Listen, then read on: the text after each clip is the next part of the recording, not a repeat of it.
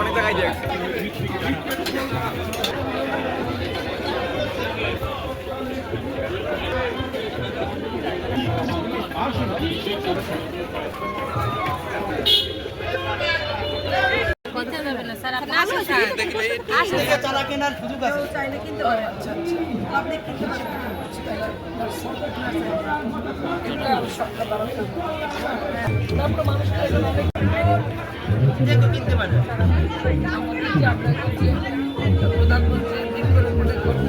মেলায় বিভিন্ন আমাদের বরিশাল জেলার বিভিন্ন উপজেলা থেকে বিভিন্ন তারা এখানে মেলায় অংশগ্রহণ করেছেন।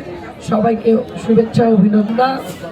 একটা সুন্দর বাংলাদেশ, একটা সবুজ বাংলাদেশ, একটি ভালোভাবে সুস্থভাবে বাঁচার জন্য যে জিনিসটা সবচেয়ে বেশি দরকার সেটা হচ্ছে কৃষি প্রযুক্তি মাধ্যমে আমাদেরকে সবসময় খুব আর কি ভেজাল মুক্ত সব খাবার সব কিছু সারা বাংলাদেশে আমরা দেখি যে আজকে খাবার সব কিছুতে অনেক রকম ফরমালিনের কথা আপনারা সবাই জানেন।